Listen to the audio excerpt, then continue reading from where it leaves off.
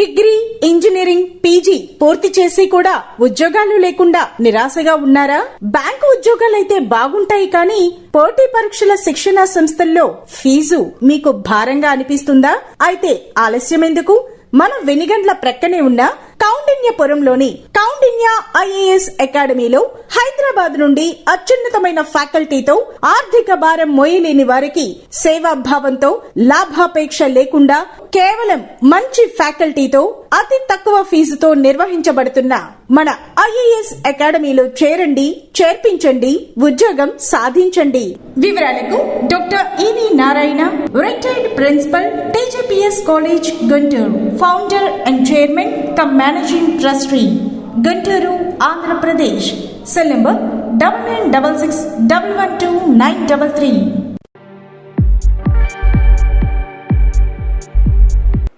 SHOAP TV ప్రేక్షకులందరికీ నమస్కారం.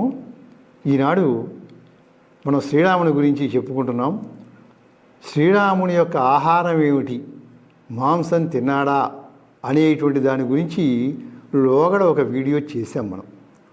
అయితే దానికి అనుబంధంగా ఇంకా అనేక విషయాలు ఉండటం చేత అందరికీ ఆ విషయాలు తెలియాలి అని కొనసాగింపుగా ఈ వీడియోని చెబుతున్నాం.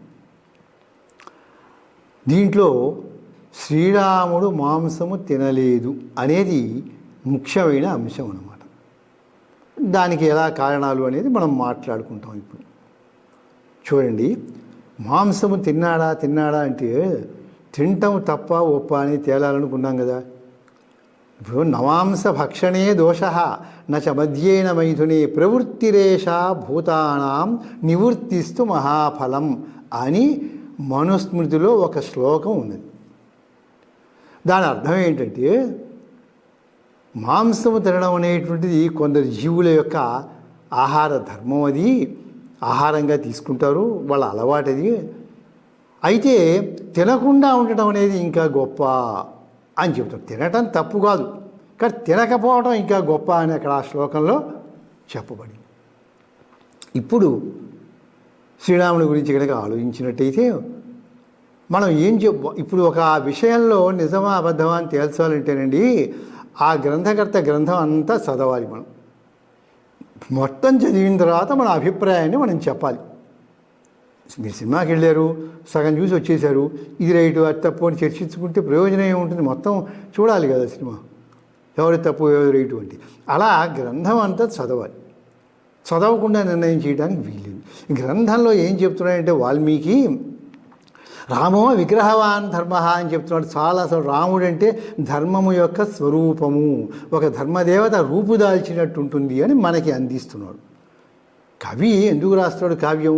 ఇలా ఉండండి, ఒక హీరోలాగా ఉండండి అని ఒక హీరోని చిత్రీకరించి మనకి ఇస్తాడు. అది బాగున్నా ఇదే చెప్తాడు తప్ప లోపాలతోటి ఉన్నవాడిని తీసి వీడిని ఆదర్శంగా తీసుకోండి అని ఏ కవి కూడా చెప్పడు కదా. కనుక శ్రీరామునిలో అటువంటి మంచి లక్షణాలు ఉన్నాయని చాలాసార్లు చెప్పుకుంటూ వచ్చాడు.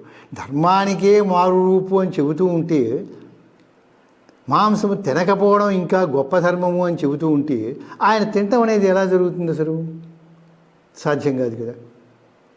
మామూలుగా రాజులు తినచ్చు, ఇంకోటి ఎవరైనా తినచ్చు. అక్కడ ఏం చెప్తున్నాడు? ఆ పాత్రని ఏంటి, ఆయన ధర్మస్వరూపుడు అని చెబుతున్నప్పుడు తిన్నాడు అని మనం చెప్పడం అనేది సముచితం కాదు. అయితే ఇక్కడ కొన్ని చోట్ల కొన్ని విచిత్రంగా కనిపిస్తాయి. అసలు అయోధ్యాకాండలో కౌసల్య చెప్పినటువంటిది ఏమని చెప్పిందంటే, ఆవిడ యొక్క వరం కోరింది. దశరథుని వరం ఇచ్చాడు. ఏంటంటే జటాశీరధరోభవ పుత్రోభవతు తాపసః అని అక్కడ ఉంది. అక్కడ ఏముందో మనం అది మాట్లాడుకుంటాం అన్నమాట. అక్కడ ఏం చెప్పాడు, ఎలా ఉండాలమ్మా నీ వరం ఏంటి అన్నాడు దశరథుడు. నాకు 2 వరాలండి. ఒకటంటే నా కొడుకు రాజ్యం కావాలి. సరే ఒప్పుకున్నావు. ఇప్పుడు రాముని ఉండనిస్తావా? రాజ్యం అంతా నీకే ఇస్తాడు. రాముడు కూడా కాదండు, ఎవరు ప్రజలు కాదనరు, నీకే ఇస్తాం. ఓ చోట కాలక్షేపం చేసుకుంటూ ఉండొచ్చా అంటే అలా కూడా వీల్లేదు, రాముడు అడవికి వెళ్ళాలండి. దాంట్లో ఏం చెప్పింది కండిషను? జటాచీరధరోభవ, జడలు ధరించి నారవస్త్రములు కట్టుకుని పుత్రోభవతు తాపస, అతడు తాపసుడు కావాలి. తాపసుడు అంటే తపస్సు చేసేవాడు అని అర్థం. అంటే నార వస్త్రాలు, కాషాయ వస్త్రాలు ధరించి జటా కమండలాలు ధరించి ఆయన ఏం చేయాలి, తాపసుడు అంటే ఋషిలాగా తపస్సు చేసుకుంటూ ఉండాలి 14 సంవత్సరాల పాటు అని ఆవిడ కోరి. అయోధ్యాకాండలో 18వ సర్గలో కూడా 37వ శ్లోకంలో కూడా ఇలాగే ఉందన్నమాట.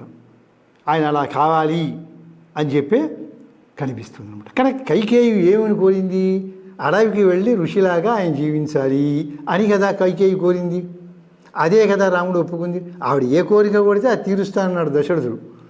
ఏం చేయలేక చివరికి బతిలాడు కాళ్ళని కూడా ఏడ్చాడు. ఏం చేయాలి, అలాగే చేస్తానని. కనుక ఆవిడ ఏం కోరింది, ఋషిలాగా జీవించాలని, కాషాయ వస్త్రాలు ధరించాలి. ఋషిలాగా జీవించాలని వెళ్ళిన తర్వాత మాంసాన్ని తినడు కదండి ఎక్కడన్నా, అది జీవనం కాదు. ఋషులు ఏం చేస్తారు, తపస్సులు చేస్తారు. మధ్య మధ్యలో మాంసం తీయటం, తపస్సు చేయరు కదా ఎవరును. ఋషులకి ఆహార నియమం ఉంటుంది కదా. కనుక మాంసం ఎలా తింటాడు ఆయన అక్కడ కైకేయి ఆ మాట చెప్పిన తర్వాత ఈయన మాంసం తింటాడు, ఎట్లా జరుగుతుంది అసలు? అది సాధ్యం కాదు, మాంసం కాదనమాట. కనుక ఆయన ఏం చెప్తున్నాడంటే దీంట్లో చాలా రహస్యాలు కూడా ఉన్నాయి. ఎందుకంటే సుమారుగా ఒక 30-40 ఏళ్ల క్రితం అనుకోండి, సుమారుగా 35 ఏళ్ల క్రితం ఒక గొప్ప వ్యక్తి ఋషిలాగా ఉండేవాడు అనమాట. తాడేపల్లి రాఘవనారాయణ శాస్త్రి గారిని సందోల్లో ఉండేవారు అనమాట, పొన్నూరు దగ్గర. ఆ సందోల్లో ఉండేవారు అనమాట. ఆయన 100 సంవత్సరాలు జీవించారు, 95-98 జీవించారు 100. ఆయన మంచి గొప్ప వ్యక్తిగా ఆంధ్రదేశంలో ప్రఖ్యాతి పొందారు. వారు స్వయంగా చెప్పిన రహస్యాలు కూడా ఉన్నాయన్నమాట ఇక్కడ. ఇక్కడ రామాయణాన్ని అర్థం చేసుకునేటప్పుడు మనం లౌకికమైన దృష్టితోటి గవక్కన మనం ఆక్షేపించకూడదు. కనీసం మనం ఆయనలో వాల్మీకి వర్ణించిన లక్షణాలు సగమన్నా మనం ఉంటే అప్పుడు అది తప్పు కాదా ఇది తప్పు కాదా అని ఆయన్ని మనం ఆక్షేపిస్తాం. సగం కూడా మనం లేకుండా ఉండి ఆయన్ని విమర్శిస్తాము అంటే అది సమంజసము కాకపోవచ్చు. తరువాత మరి అయితే ఏమండి, ఈ మద్య మాంసాలు ఎలా వచ్చినాయంటే అసలు లేవు అక్కడ. అందుకనే దీన్ని బాగా మాస్టరైజ్ చేసినటువంటి దయానంద సరస్వతి అనే ఆయన వచ్చాడు. ఆయన సమాజంలో ఉండే అనేక దురాచారాల్ని పోగొట్టి చేశాడు. ఆయన స్వయంగా ఏం చెప్పాడంటే ఈ మద్య మాంస మైథునాదయ అప్రామాణిక అన్నాడు. ఈ మద్యం అనేది మాంసం అనేది ఇలాంటివన్నీ పద్ధతులన్నీ కూడా అవి ప్రమాణం కాదు. ప్రమాణం కాదంటే రైటు కాదని అర్థం. ప్రమాణం కాదు అవన్నీ, అవి కొందరు తీసుకొచ్చి వీటిలో చేర్చారు అని చెప్పి ఆయన అభిప్రాయపడ్డారు అనమాట. రామాయణాన్ని పరిశోధించిన ఆయన ఏమన్నారంటే ఇవి అసలు మూలంలో లేవు, పరిశోధించి ఇవి చేర్చారు, ఎవరో ఒకరు చేర్చి పడేశారు అనమాట. చూడండి, ఎవరో నేరం చేస్తారు, అవి తెచ్చి ఇంకెవరి దగ్గర పడేస్తారు. ఆ తర్వాత ఆయన దొరుకుతాడు, ఆయనకి సంబంధం ఉండదు, కానీ ఆయనే నేరస్తుడు అనుకుంటారు. నిరపరాధులు కూడా ఇట్లా ఇబ్బంది పడుతూ ఉంటారు కదా. అలా రామాయణంలో లేనటువంటి తీసుకొచ్చి ఎవరో అక్కడ పడేసిస్తే అదంతా వాల్మీకి చెప్పాడు అంటే కుదరదు కదా. ఇది ఎలా నిర్ణయించాలంటే పూర్వాపరాలు పరిశీలించాలి. ధర్మశాస్త్రాలలో రాముడు రూపుదాల్చిన ధర్మము అని మనం అన్నాం, అది వాల్మీకి వారు చెప్పాడు. ఆయన రూపుదాల్చిన ధర్మస్వరూపుడు అయితే ఇవి తీసుకోడు కదండి, మద్యమాంసాదులు ఇవన్నీ స్వీకరించాడు కదా ఆయన. అదే చూడాలి. మరి ఓ పక్కనేమో ఆయన ధర్మస్వరూపుడు అని చెబుతుండే వాల్మీకి ఇక్కడ తీసుకున్నాడు అని చెప్పి చెప్తాడు ఆయన. ఏ కవి అయినా అలా రాయడుగా, పూర్వాపరాలు విరోధంగా రాయడు కదండి. అది ఒక పాయింట్. తరువాత ఏంటంటే ఇవి ప్రమాణం కాదు. ధర్మశాస్త్రములు అనేవి చాలా ఉన్నాయి. ధర్మశాస్త్రం అంటే ఒక పుస్తకం కాదు, చాలా ఉంటాయి. 18 ధర్మశాస్త్రాలు ఉన్నాయి ఋషులు రాసి. ఇంకా రామాయణ భారత భాగవతాలు పురాణాల్లో కూడా ధర్మాలు చాలా ఉంటాయి. అవన్నీ చదవాలి కదా మనం. అన్ని ధర్మాలు చదివిన తర్వాత అప్పుడు ఇది తప్పు ఇది ఒప్పు అనాలి. కానీ ఆయన త్రేతాయుగంలో ఉండే రాముడిని తీసుకొచ్చి ఆయన చేశాడని మనం అనుకోవడం వల్ల ప్రయోజనం ఏమీ లేదు. మా ధర్మశాస్త్రాలు మా మధ్య తినమని ఎక్కడ చెప్పలేదు అసలు. ఇది ఎలా తింటాడు ఆయన అనేటువంటిది. కనుక తర్వాత పుస్తకాలు చూసి మాత్రమే మనం ధర్మాన్ని చెప్పకూడదు. మన ప్రాచీన భారతదేశంలో ఒక నియమం ఉంది. సహజంగా ఏంటంటే సాక్ష్యాన్ని బట్టి విచారిస్తారు. సాక్ష్యం ఉంది. సంభావిత ఐకదేశేన దేయం యదభియుజ్యతి అని యాజ్ఞవల్కుడు అనే ఋషి చెప్పాడు అనమాట. అంటే ఒక వస్తువు ఏదో పోయిందనుకోండి, దాంట్లో కొంత భాగం ఓ చోట దొరికిందనుకోండి, అతనే దొంగ, సాక్ష్యంతో దొరుకుతాడు కనుక అది నియమం ఉంది. ఈ నియమాలన్నీ కూడా కొన్ని నియమాలు మనకి మనుస్మృతిలో చెప్పిన ఇలాంటివి ఏంటంటే ఈ రూల్స్ లాలో కూడా ఉంటాయి. మనకి ఇండియన్ పీనల్ కోడ్ తిరిగేస్తే దాంట్లో ఈ చెప్పినటువంటి రూల్స్ కూడా ఆ దాయాదులు ఆస్తి పంపకాలు ఎలా జరగాలి అనే విషయాలు కూడా అక్కడ వాటిని ప్రమాణంగా తీసుకుని లాయర్స్ అందరూ చదువుతూ ఉంటారు అన్నమాట ఈ విభాగంలో.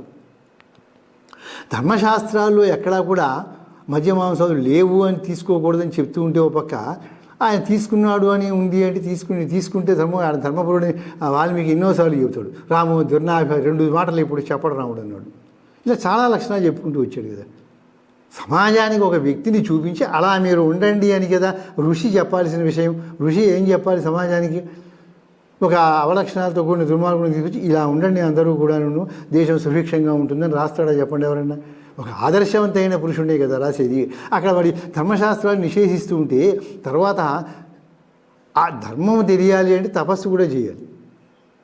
పుస్తకాలు చూసి కేవలం మనం ఇది ధర్మం ఇది అధర్మం అని చెప్పలేమండి. ఎందుకంటే ఇప్పుడు మనమే ధర్మం అని చెప్తాం. ఓ 10 ఏళ్ళు 15 ఏళ్ళ తర్వాత ఆలోచించుకుంటే అప్పుడు ఇలా అనుకున్నాం కానీ ఇది కాకపోవచ్చు, ఇలా అయితేనే బాగుంటుంది, ఇదే రైటు అని మనమే అనుకుంటాం. మనం చెప్పిన దాన్ని మనమే నిర్ణయం మార్చుకుంటాం కదా. 10 ఏళ్ళకో 15 ఏళ్ళకో 20 ఏళ్ళకో వస్తే అంటే మనకి స్టాండర్డ్ లేదన్నమాట, స్టెబిలిటీ లేదు కదా. మన మానవ బుద్ధి ఇంకా డెవలప్ చెందుతూ ఉంది. ఋషులకి ఏంటంటే పరిపక్వత చెందిపోయింది. అందుకని ఆ ధర్మశాస్త్రాలు చదివి చెప్పాలి. రెండోది ఏంటంటే కవి యొక్క అభిప్రాయం ఎలా తీర్చిదిద్దుతున్నాడు అనేది చూడాలి. 3 ఏంటంటే తపస్సు చేసి ధర్మాన్ని తెలుసుకోవాలి.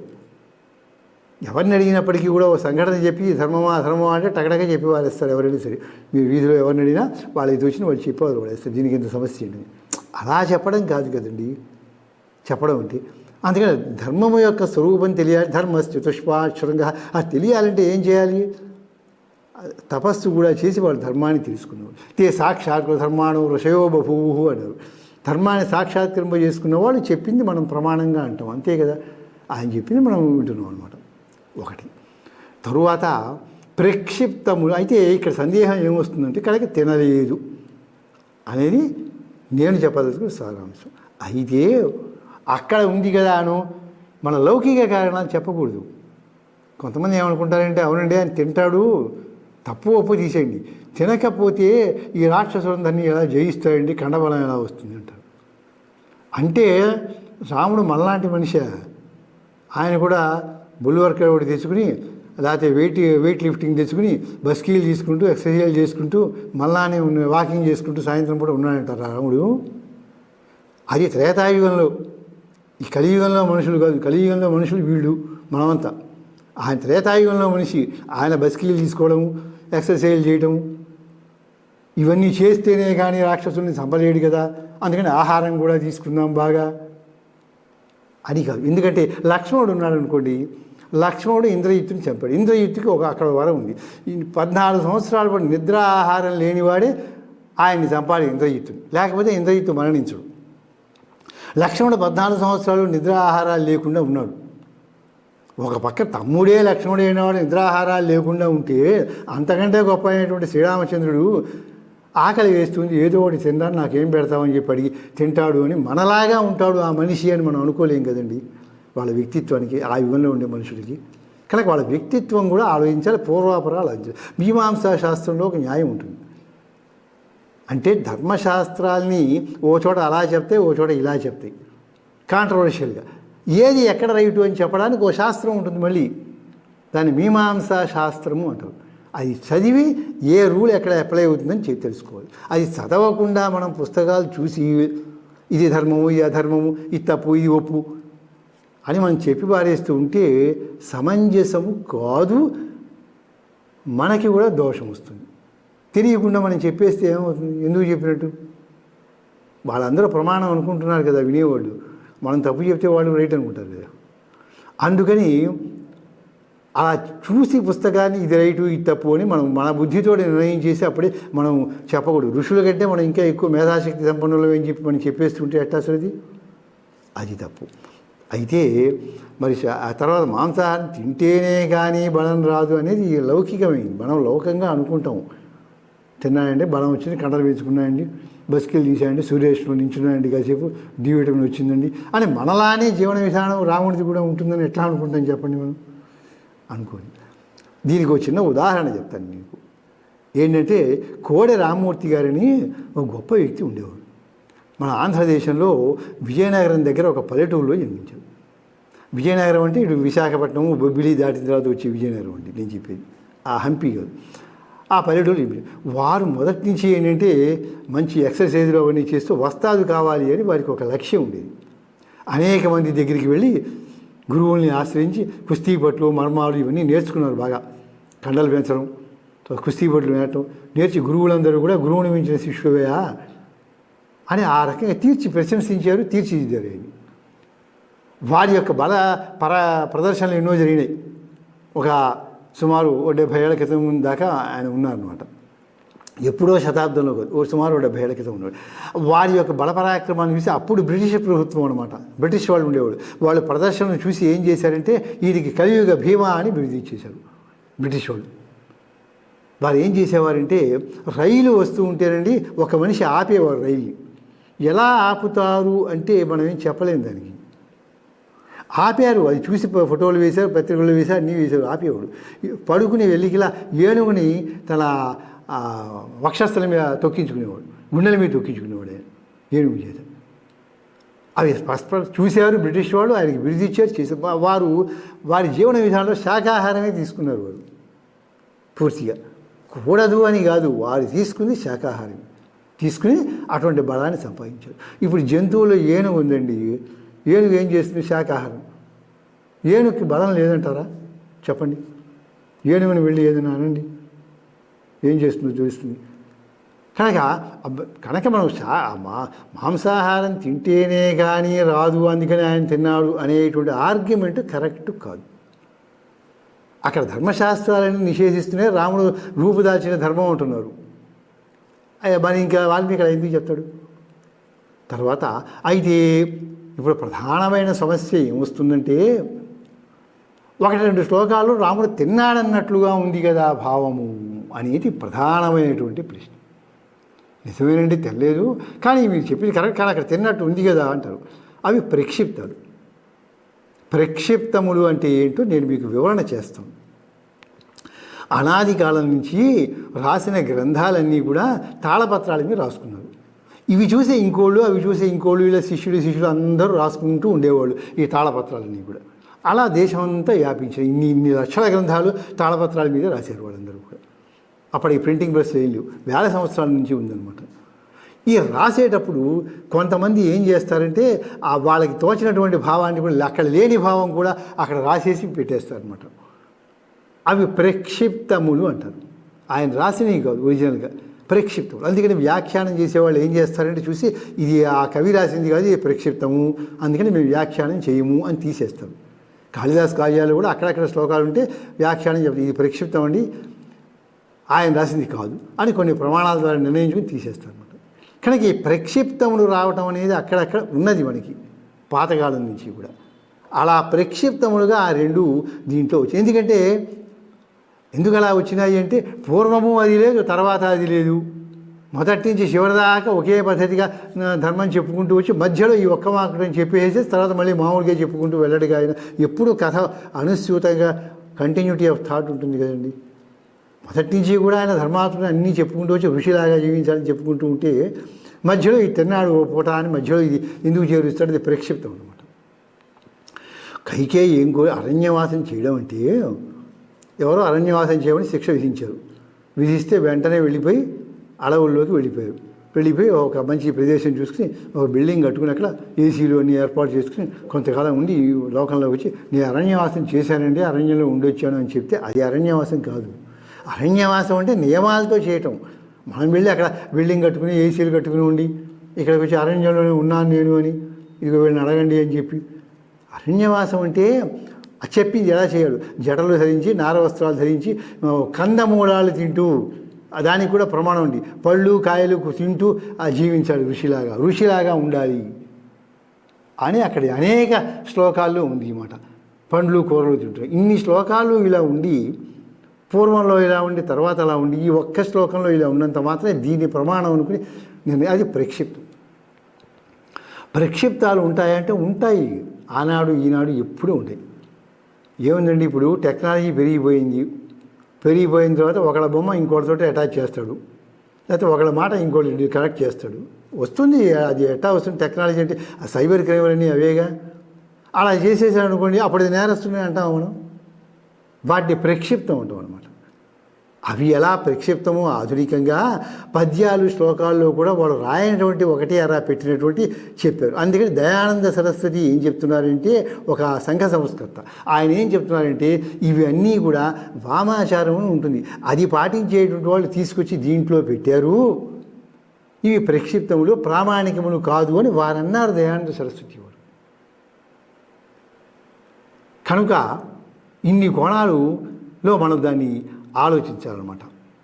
కనుక పైగా ధర్మశాస్త్రాలన్నీ నిషేధించినాయి, వీటిని తినకూడదు అని. ఆయనేమో ధర్మాత్ముడు అని చెప్తున్నాం, మొదటి నుంచి అదే చెప్తున్నాం. కనుక పూర్వానికి తర్వాత చెప్పిన దానికి ఒక సంగతి ఉండాలి, సంబంధం ఉండాలన్నమాట. ఆ సంబంధం లేకుండా మనం చెప్పడానికి సాధ్యం కాదు. కనుక తినలేదు అంటానికి ఇంకా అనేకమైనటువంటి ప్రమాణములన్నీ కూడా ఉన్నా మనం సంక్షిప్తంగా విషయం పాఠకులకి శ్రోతలకి తెలియజేయటం ముఖ్యం. కనుక ఈ విషయాన్ని ఇంతటితో ముగిస్తూ ఆ శ్రీరాముడిని ఒకసారి తలుచుకుందాం మనందరం కూడా. జై శ్రీరామ్.